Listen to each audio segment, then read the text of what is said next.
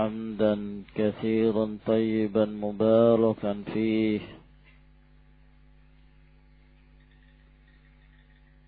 كما يحب ربنا ويرضاه. وأشهد أن لا إله إلا الله وحده لا شريك له، وأشهد أن محمدا عبده ورسوله، وصلى الله عليه وعلى آله وأصحابه وسلم تسليما كثيرا. Amma ba'd, kita sebutkan pada pertemuan yang lalu 3 hal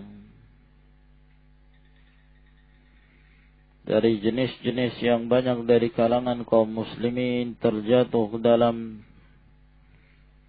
kesyirikan, dari kebiasaan-kebiasaan mereka di dalam mengagungkan satu benda ataukah menganggap satu benda tersebut memiliki kekuatan, baik berupa tamaim ataukah tiwalah atau ruqyah,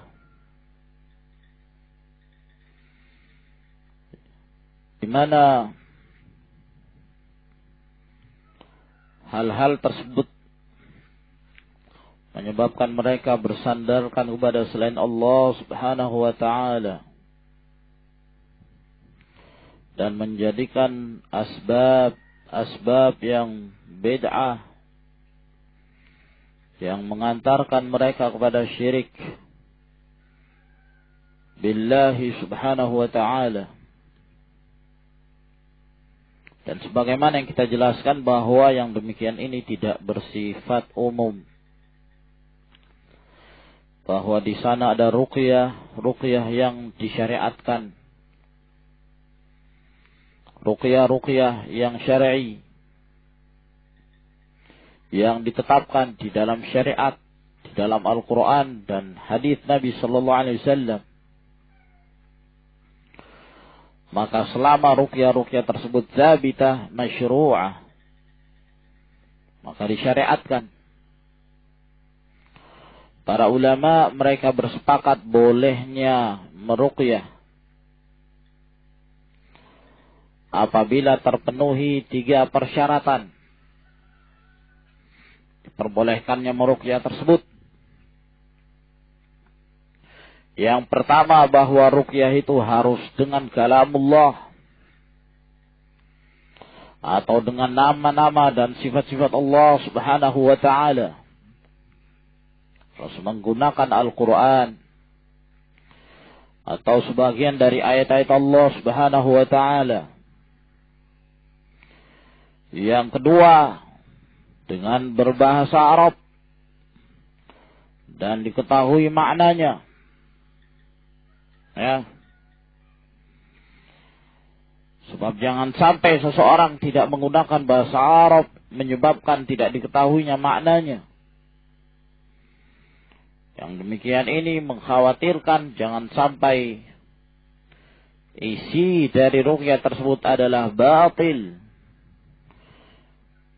meminta tolong kepada selain Allah dari kalangan para syaitan dalam keadaan dia tidak mengetahui. Dan syarat yang ketiga, dia harus meyakini bahwa ruqyah tersebut bukanlah yang mendatangkan pengaruh dari ruqyah itu semata.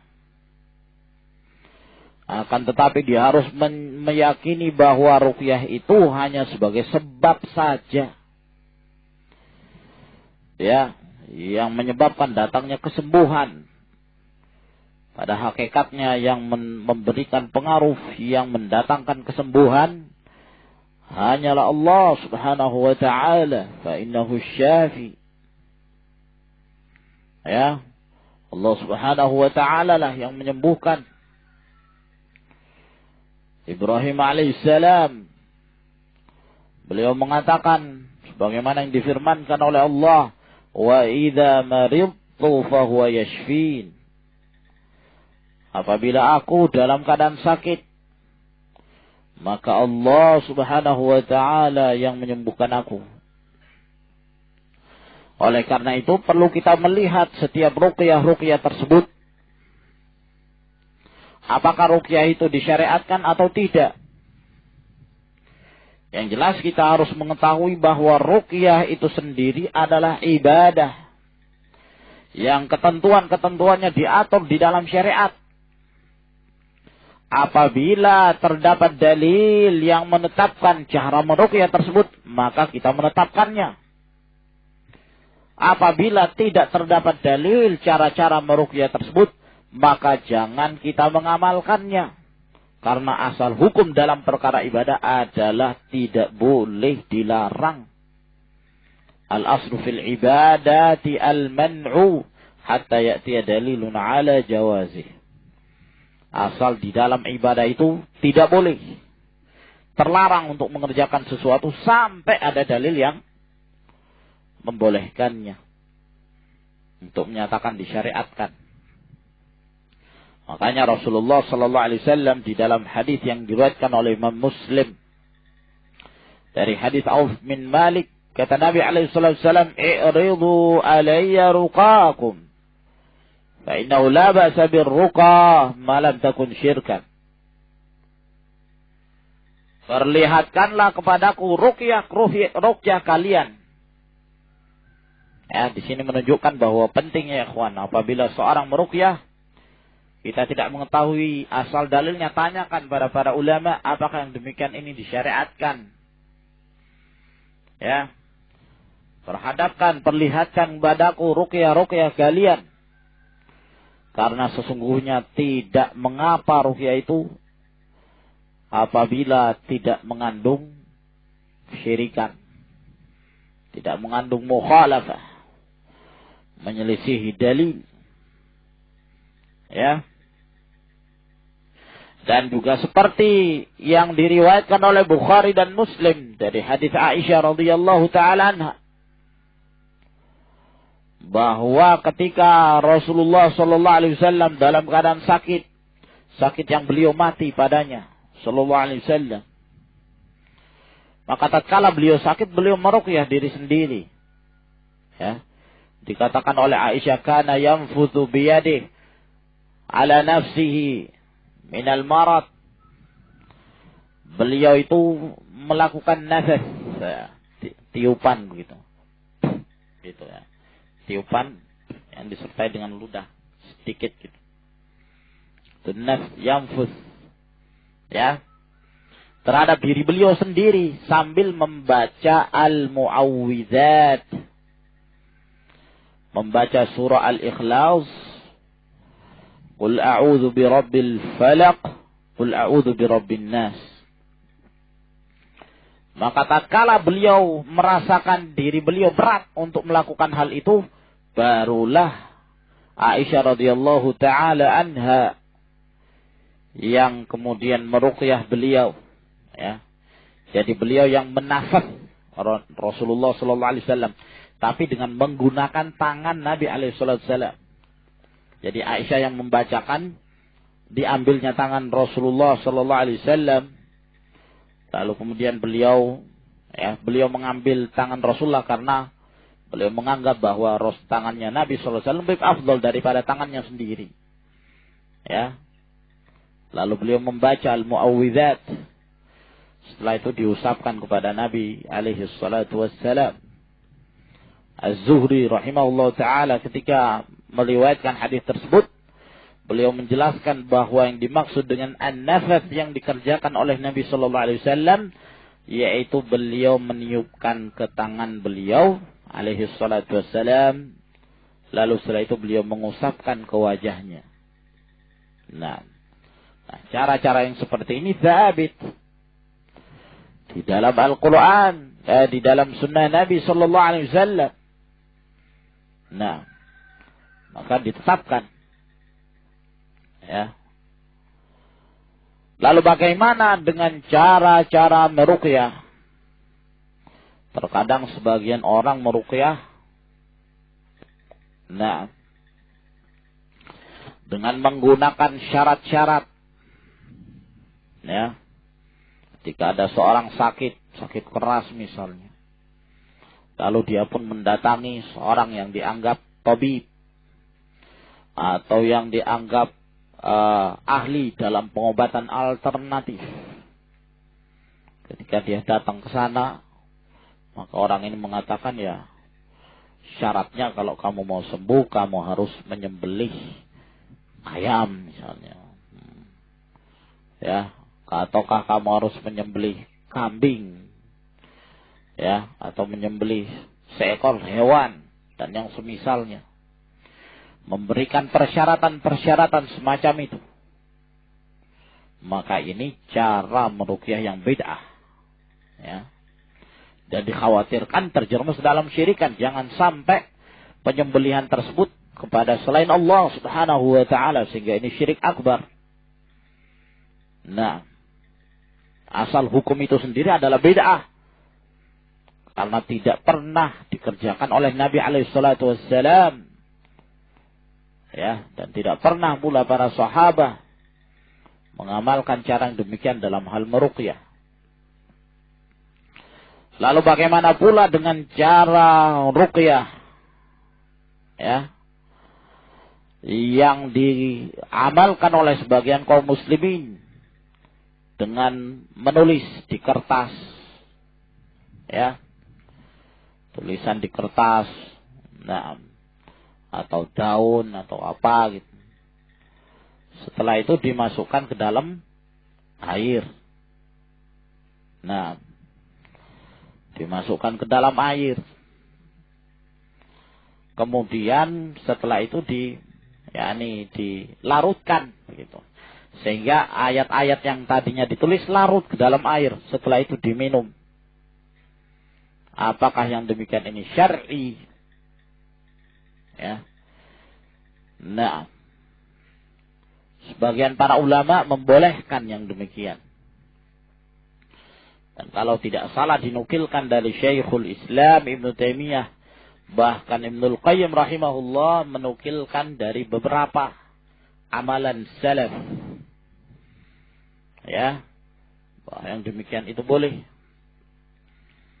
Dan dinukilkan pula oleh Syekh Ibnu Baz rahimahullah ta'ala. Tapi dalam beberapa fatwa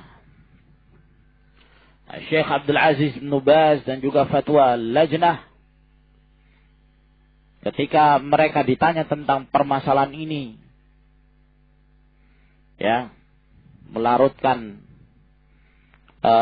tulisan yang di dalamnya tertulis ayat-ayat Al-Quranul Karim, maka mereka mengatakan bahwa yang demikian ini tidaklah pernah dikerjakan oleh Rasulullah sallallahu alaihi wasallam.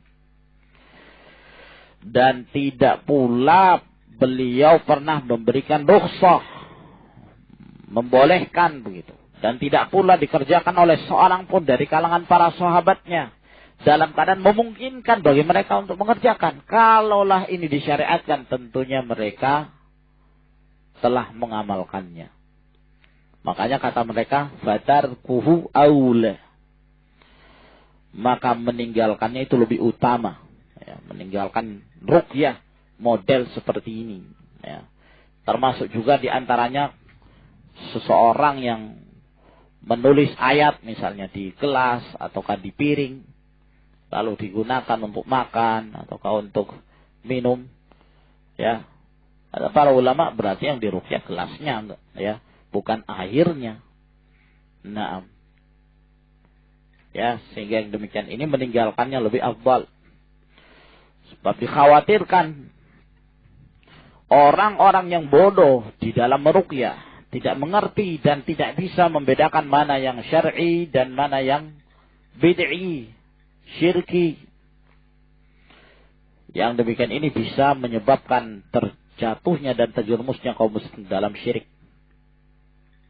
Ibnu Bishr Beliau menyebutkan pada awal tarikh ketika beliau menjelaskan tentang sejarah Najd. Beliau menjelaskan bahwa sebab terbesar yang menyebabkan terjadinya kesyirikan di Najd, ya, pada waktu itu adalah mereka orang-orang yang dikatakan ahli ahli pengobatan. Yang mereka mampu mendatangkan pengobatan. Ya. Nah, pengobatan secara umum. Kalau kemudian tanamannya terkena hama, maka mereka didatangkan. Ada yang sakit, mereka didatangkan. Percaya betul kaum muslimin pada mereka.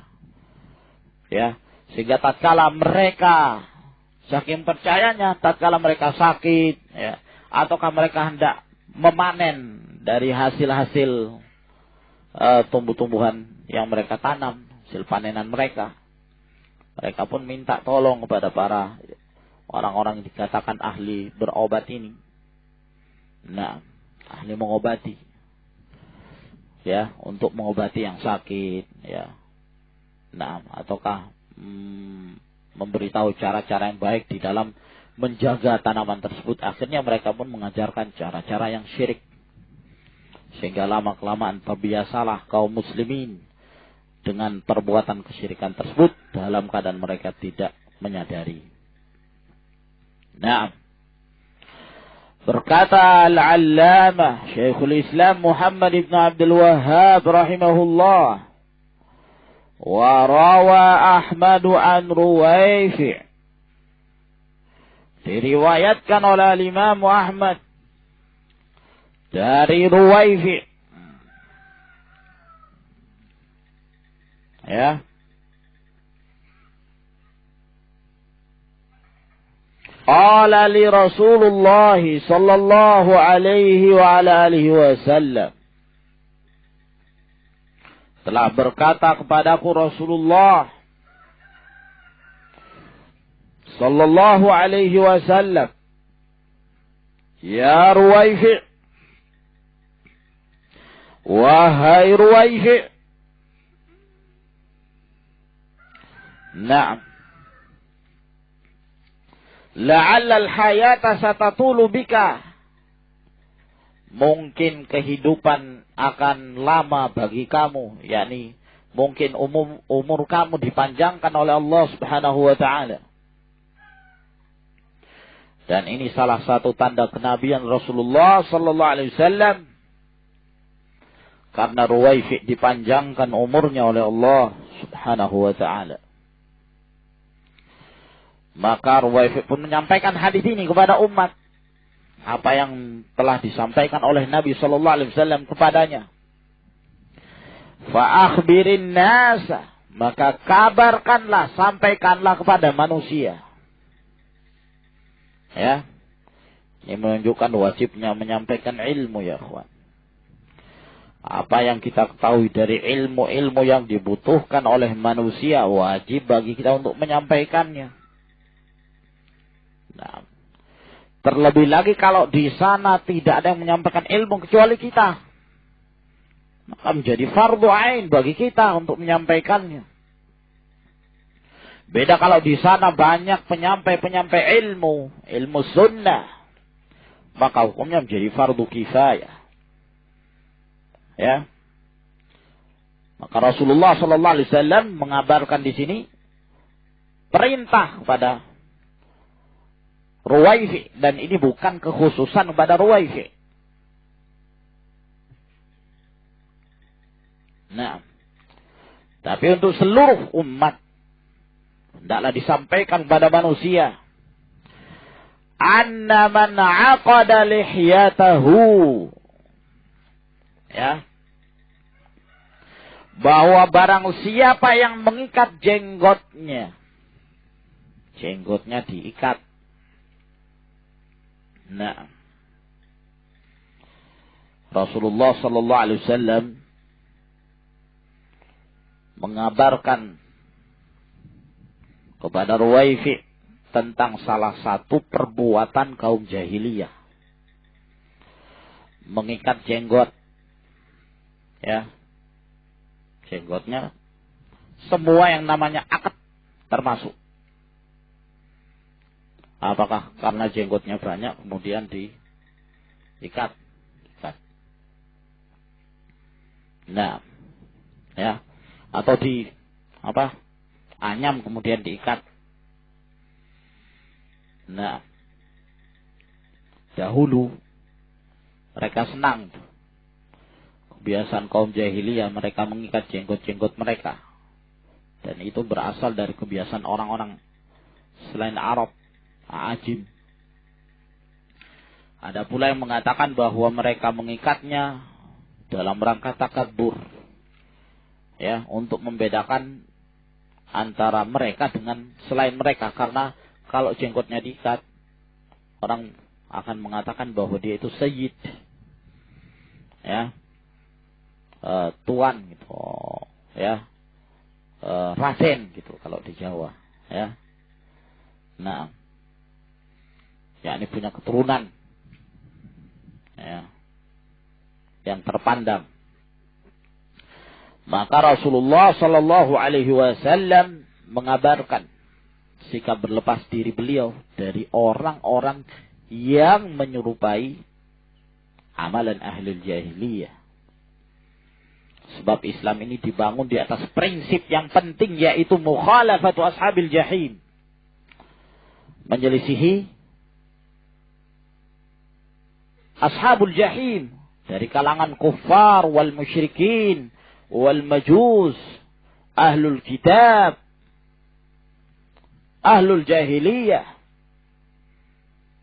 Kita perhatikan di dalam nas-nas Al-Quran banyak disebutkan baik secara nas maupun secara isyarah. Ya, bahwa Islam ini dibangun di atas sikap menyelisihi orang-orang kafir.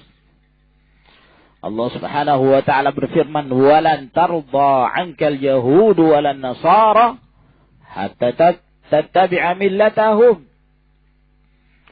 Bahwa tidak akan ridha dan tidak akan senang kepadamu Yahudi dan Nasara sampai kamu mengikuti millah mereka.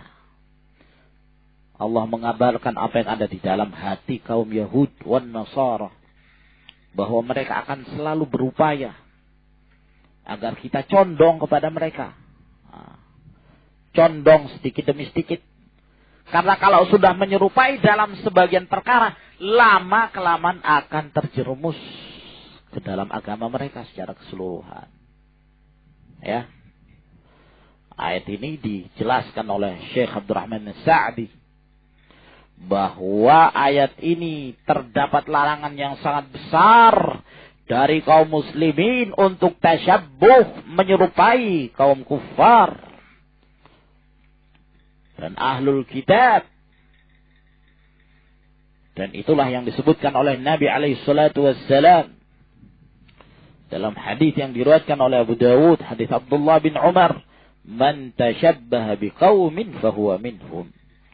Barang siapa yang menyerupai suatu kaum, maka dia termasuk dari kaum tersebut. Ya, Syekhul Islam Ibnu Taimiyah rahimahullah menyatakan bahwa kalau kita memperhatikan hadis ini, minimal hukum orang yang menyerupai kaum kufar adalah haram. Ya. Padahal kalau kemudian kita melihat kepada zahir dari hadis ini menunjukkan kafirnya orang yang menyerupai kaum kufar itu. Sebagaimana yang difirmankan oleh Allah, "Faman yatawallahum minkum fa innahu minhum." Siapa yang condong dari kalian kepada mereka, loyal kepada mereka, maka dia termasuk dari mereka, kaum kufar itu. Ya. Orang-orang kafir akan senang kalau kemudian kita selalu menyerupai mereka.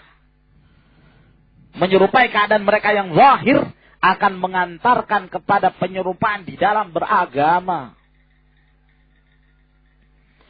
Ketika kaum muslimin bersama Nabi Sallallahu Alaihi Wasallam baru saja mereka meninggalkan kota Makkah, hijrah ke Madinah, ya, mereka sholatnya masih menghadap ke Al-Masjidul Aqsa. Ini yang membuat gembira kaum Yahudi. Ya. Karena mereka sejak dulu memang kiblat mereka ke Al-Masjidul Aqsa. Kaum muslimin ketika mereka melaksanakan sholat kok menghadapnya ke Al-Masjidul Aqsa. Ya. Sehingga selalu kelihatannya kok sama dalam hal ibadah dengan kaum Yahudi. Kiblatnya kok sama. Makanya Rasulullah sallallahu alaihi wasallam selalu berkeinginan memohon kepada Allah agar kiblat itu dipindahkan. Kenapa? Karena omongan orang-orang Yahudi. Ya. Ketika mereka melihat kaum muslimin menghadap ke kiblat mereka, mereka pun mengatakan, "Qad wafaquna fi qiblatina, yushiku ayyuwafiquna fi dinina." Mereka telah sama dengan kami, menyerupai kami dalam kiblat kami. Tidak lama lagi mereka akan menyamai kami dari dalam agama kami. Itu keinginan mereka. Allah subhanahu wa ta'ala kemudian menurunkan firman-Nya, "Qad nara taqalluba wajhika fis sama'i falanuwalliyannaka qiblatan tardaha fawalli wajhaka syatral masjidil haram." Pindah. Ya. Hingga ini menjengkelkan kaum Yahudi. Ya. Ini menjengkelkan kaum Yahudi. Kok apa-apanya selalu menyelisihi. Apa saja yang ada pada mereka kok selalu diselisihi oleh para pengikut Rasulullah sallallahu alaihi wasallam, selalu diselisihi oleh Islam. Karena memang demikianlah Islam. Dibangun di atas sikap menyelisihi mereka. Nah, ketika kaum Yahudi ya, apabila istri-istri mereka dalam keadaan haid, wanita-wanita mereka dalam keadaan haid, mereka tidak mau makan bersama, dikucilkan para wanita itu. Ya, tidak mau tidur bersama, tidak mau makan bersama. Kabar ini sampai kepada Rasulullah SAW, maka Rasulullah dalam rangka untuk menyelisih mereka, ya, maka Rasulullah mengatakan, "If'alu kulla syai'in illal jima'." Lakukan segala sesuatu. Boleh kalian untuk mendekati istri kalian, boleh makan bersama, boleh melakukan mubasyarah, selain jima yang tidak boleh. Ini semua dalam rangka menyelisih. Makanya Rasulullah sallallahu alaihi wasallam kalau kita melihat hadis-hadis beliau, demikian banyak sikap beliau ya dalam amalan-amalan disyariatkan oleh Allah Subhanahu wa taala dalam rangka untuk menyelisihi amalan-amalan mereka. Ya. Memelihara jenggot dan memangkas kumis, memotong kumis. Kata Rasulullah sallallahu alaihi wasallam, "Khaliful musyrikin atau khalifu ahlal kitab." Selisihilah ahlul kitab. Dalam riwayat yang lain, khaliful yahud. Selisihilah kaum Yahudi. Ya. Wafirul liha wa jazus syawari. Hendaklah kalian membiarkan jenggot-jenggot kalian. Dan pangkaslah kumis-kumis kalian. Di dalam riwayat yang lain, ahfuz syawari. Potonglah kumis-kumis kalian. Terjadi khilaf di kalangan para ulama. Ya, dari lafaz Nabi sallallahu alaihi wasallam ahfu. Di antara para ulama ada yang memahami bahwa yang dimaksud dengan ahfu adalah memangkas. Ya. Memangkas. Yani tidak dihabiskan semua. Ya. Makanya orang yang menghabiskan kumisnya diingkari oleh Imam Malik. Nah, akan tetapi sebagian para ulama memahami bahwa ahfu ya maknanya adalah menghabiskan. Nah, sehingga dalam hal ini khilaf. Maka barang siapa yang menghabiskan pun tidak mengapa. Ya, dan barang siapa yang memangkas saja pun tidak mengapa. Nah, dan biarkanlah jenggot-jenggot kalian. Syekhul Islam Ibn Taimiyah rahimahullah menjelaskan panjang lebar dalam Iqtida'us Shiratal Mustaqim. Kata beliau hadis-hadis yang seperti ini, ya. Rasulullah sallallahu alaihi wasallam menyebutkan kaidahnya yang terpenting terlebih dahulu, ilahnya, baru yang lainnya itu hanya mengikuti saja. Sebab utama adalah hadis yang dikatakan oleh Nabi SAW, khalifu ahlal kitab, selisihilah ahlul kitab, selisihilah Yahudi. Ini yang merupakan kaidah. Contohnya diantaranya apa? Mereka memotong jenggot-jenggot mereka dan memanjangkan kumis-kumis mereka. Nah, ini contoh dalam amalan mereka. Maka Rasulullah SAW menyelisihi mereka. Pelihara jenggot kalian.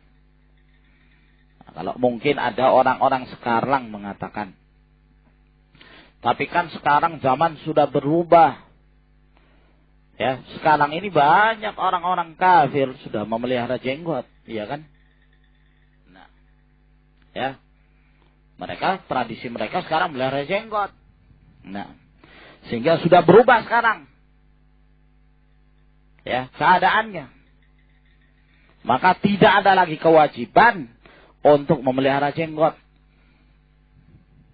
Ini syubhat, ya. Nah, kita menjawab dari beberapa sisi. Yang pertama, bahwa memelihara jenggot bukan hanya sekedar menyelisihi kaum Yahud semata. Bahkan Rasulullah Sallallahu Alaihi Wasallam menyebutnya sebagai sunanul fitrah, di antara sunnah-sunnah fitrah, iya kan? Hadis Aisyah yang diriwayatkan oleh Imam Muslim. Min sunanil fitrah, termasuk di antara sunnah-sunnah fitrah adalah i'fa'ul liha, membiarkan jenggot-jenggot itu tumbuh. Ya. Jadi bukan hanya sekedar menyelisihi mereka. Nah. Kemudian yang kedua yang harus kita lihat adalah asal dari tradisi mereka, asal dari keyakinan mereka. Nah, ya, dan itu telah disebutkan oleh Nabi Shallallahu Alaihi Wasallam bahwa asal dari kebiasaan mereka adalah memangkas dan menghabiskan jenggot-jenggot mereka. Mereka memotong jenggot-jenggot mereka, itu kebiasaan mereka. Sehingga hanya terjadinya perubahan dalam beberapa zaman tidaklah mempengaruhi asal dari kebiasaan mereka itu. Nah, kemudian yang ketiga, kita lihat kondisinya, kita lihat kenyataannya. Banyak mana dari mereka yang memelihara jenggot sama yang tidak memelihara. Sehingga kita menghukumi mereka alal ghalib, ya kan? Menghukumi sesuatu berdasarkan kebanyakan. Ya, kebanyakan mana? Yang memelihara jenggot, apa yang yang tidak memelihara. Yang memelihara paling berapa, ya kan? Ya, itu pun orang-orang tua yang sudah tidak mau mengurus dirinya terkadang. Dari kalangan mereka, jorok-jorok. Ya. Nah. Ya. Santer kelasnya memelihara jenggot itu. Nah. Iya. Nah, itu kan santer kelas katanya memelihara jenggot. Berarti yang memelihara jenggot menyerupai santer kelas. La haula wala quwata illa billah. Ya. Itu pun cerita fiktif, gak jelas dari mana. Nah, bisa-bisanya jadikan sebagai dalil. Ya. Kemudian mereka pun dalam hal memelihara jenggot tidak sempurna. Ya, sangat-sangat jarang dari mereka yang memelihara jenggot betul-betul dipelihara. Ataukah berasal dari agama mereka? Tidak. Biasanya individu-individu dari mereka saja yang memelihara itu. Bukan ada anjuran dari agamanya, tidak. Beda dengan Islam, anjuran. Nah, terkadang di antara mereka mungkin ada yang memelihara jenggot, tapi dipelihara dengan cara dirapikan, dimodeli. Nah, kalau model para artis mereka sekarang ada jenggotnya sedikit, maka disedikitkan jenggotnya. Kalau di sininya bersih, sininya yang cambangnya yang panjang, maka juga ikut. Ya, tergantung model. Nah, ya, sehingga tidak seperti Islam yang membiarkan secara keseluruhan. Awfiru, wafirul liha. Biarkan jenggot-jenggot kalian. Sehingga yang demikian itu tidaklah bisa dijadikan sebagai dalil. Juga termasuk sikap Rasulullah sallallahu alaihi wasallam dalam menyelisih mereka adalah melaksanakan sholat dengan memakai sendal, memakai khuf. Kata Nabi sallallahu alaihi wasallam, "Khaliful yahud fa innahum la yusalluna fi ni'alihim wala khifafihim." Selisihilah kaum Yahudi karena sesungguhnya mereka mereka tidak melaksanakan sholat dengan sendal-sendal mereka dan tidak dengan khufuf mereka. Man sahabiyuh. Wa man rawah. Indak man sahabiyuh wa man rawah. Shaddad bin Aus. Man rawah. Sakit. Man rawah. Man rawah. Bukhari. Nah, tugas antum cari dalam Sahih Bukhari. Man rawah. Indak.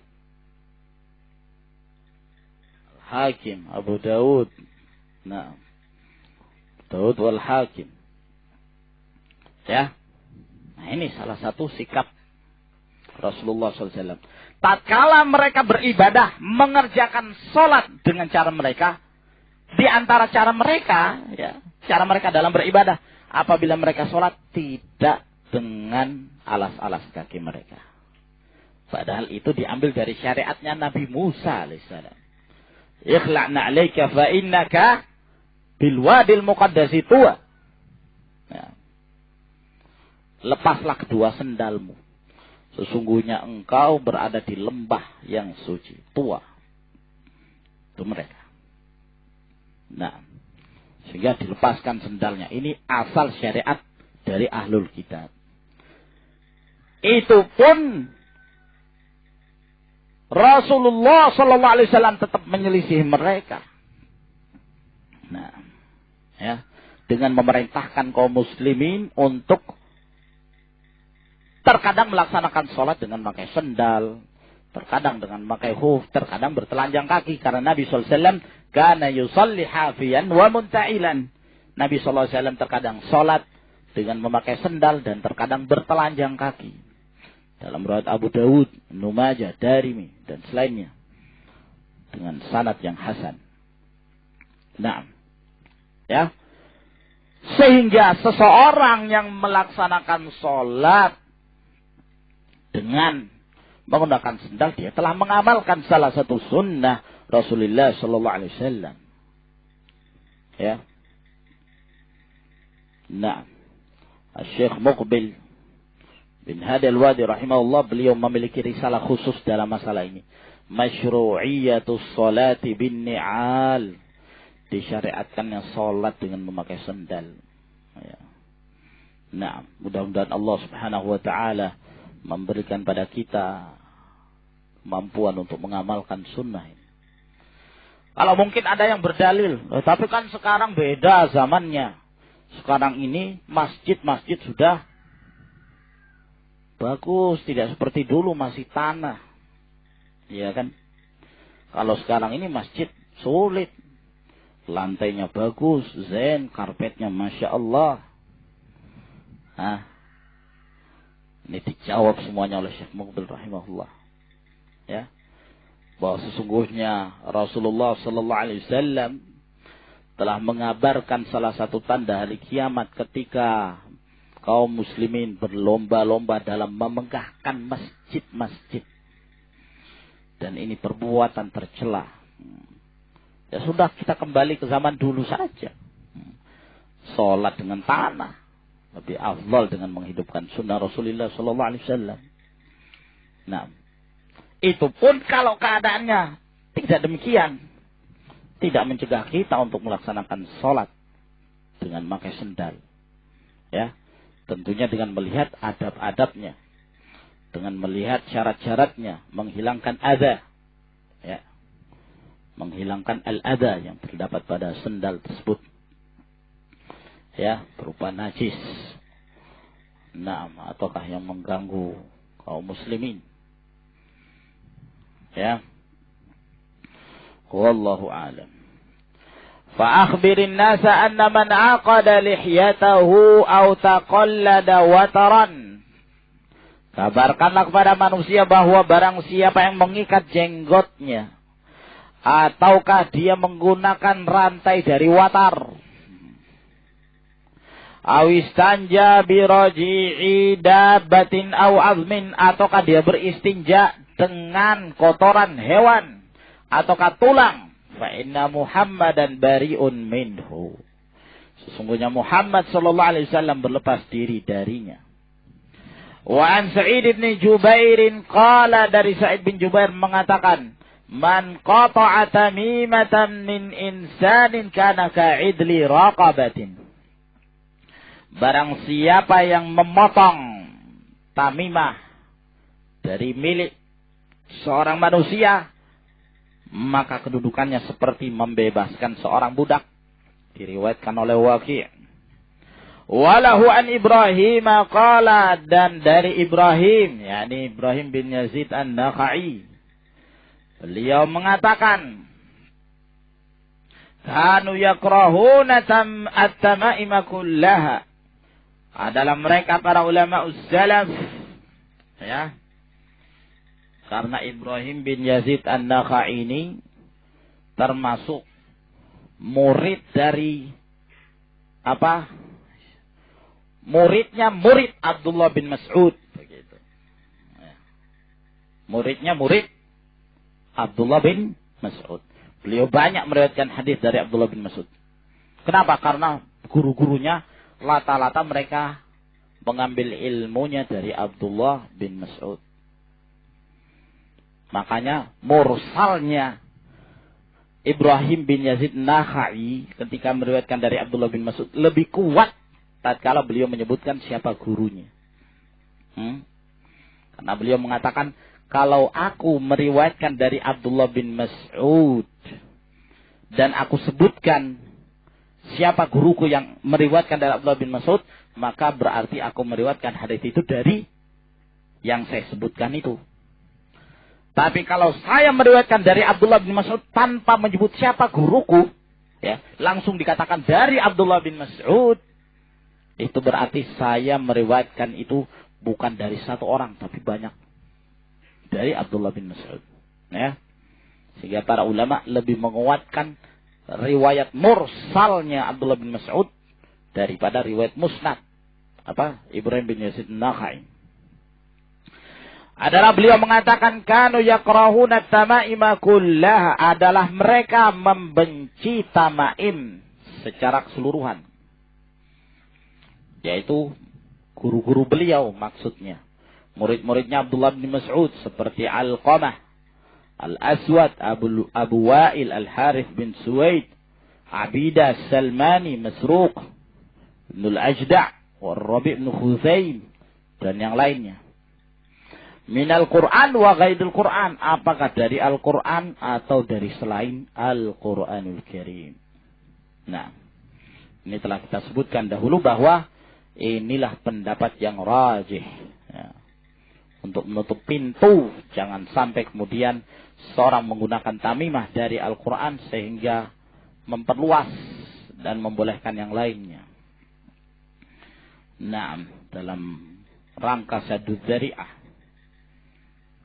ya, wallahu a'lamu bissawab. Sampai di sini akhwan yang kita jelaskan. InsyaAllah kita lanjutkan di pertemuan yang berikutnya. Tafaddalu hafizakumullah.